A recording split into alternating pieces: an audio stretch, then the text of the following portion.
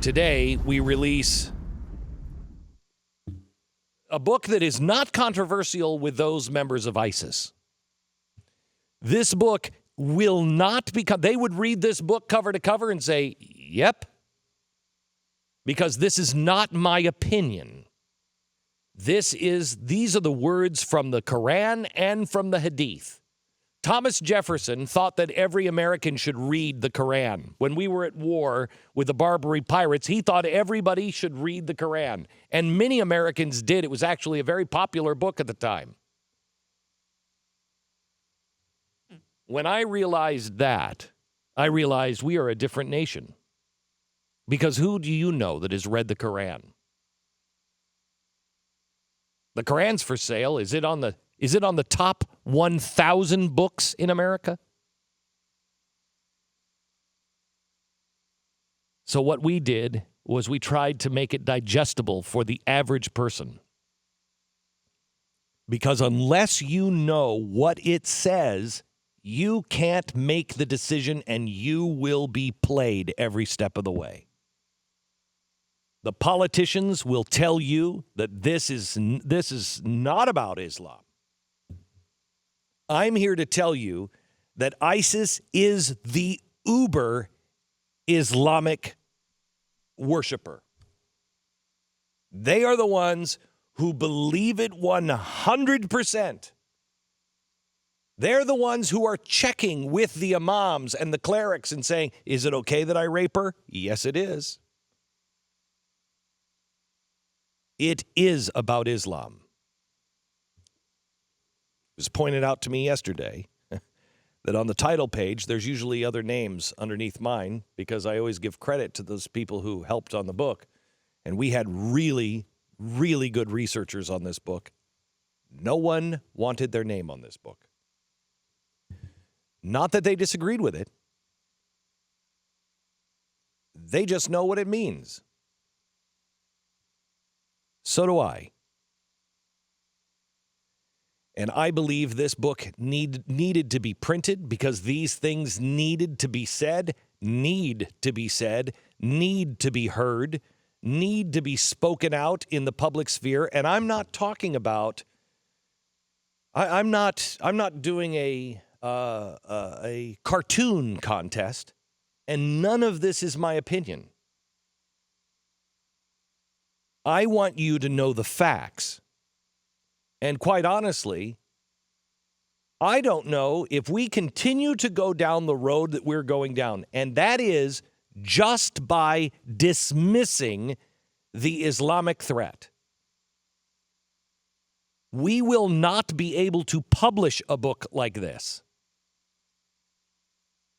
I don't know if you could publish this book in Canada. We are losing our First Amendment rights, and quite honestly, we're losing our mind. I made this book as cheap as I could. It is, 250 pages long. It's paperback. The last,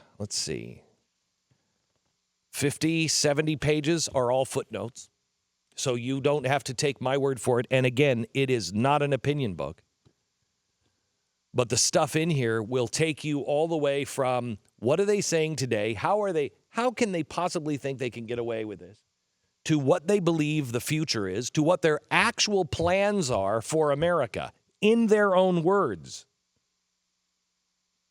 I made this as cheap as I could because I think everybody in this audience should read it. Everybody in this audience should have this because this is the fight of the future. This is not going to go away. The only way this goes away is total defeat. We might be able to make this go away for 100 years. I don't think so. I think Europe is on the brink of extinction. The European and the Western way of life is on the verge of extinction. I have told you recently, I believe we all have to stand up and have our voices heard. We all have to stand up now and raise our hand and be counted.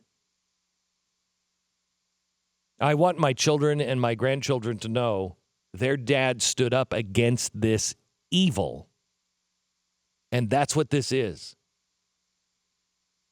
When you can have women come to Washington and testify, come to the Iraqi parliament and testify and cry out, literally cry out, help us. One of the most disturbing things I've ever seen was last night on television. We played a Yazidi woman in the Iraqi parliament, and they were trying to shut her down, and she was begging. She said, please, I am calling out to all humans. This isn't a religious thing.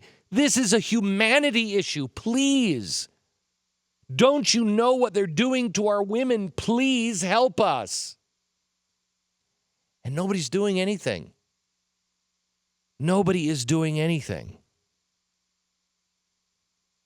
Because we want to live in this comfortable little world, and I get it.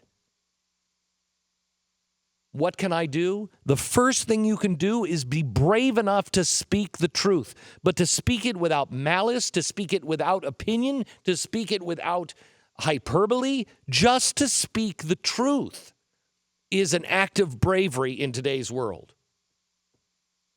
As we were going through and doing the research on this book, well, what are the best books on Muhammad? I don't know. There's not a lot of them. Why aren't there books on Muhammad? Do you know anybody who has influenced the world as much as Muhammad has? You can name them on one hand. For centuries. And he was foretold. It's in the Bible that his seed, his children, his lineage will overturn the world.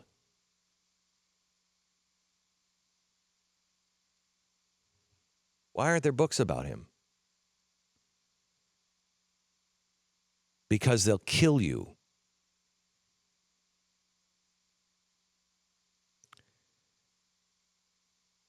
I would ask, even if you read it at a library, I would ask that you would read this book. I'm not doing this for money. If I was doing it for shock value, I would have put a lot of things in there about Muhammad that I couldn't verify, but I think we're probably right. But I didn't put them in because I'm not doing this for shock value. I'm not doing this for money. I'm doing this for truth. I'm doing this so somebody says it, and there's record of it.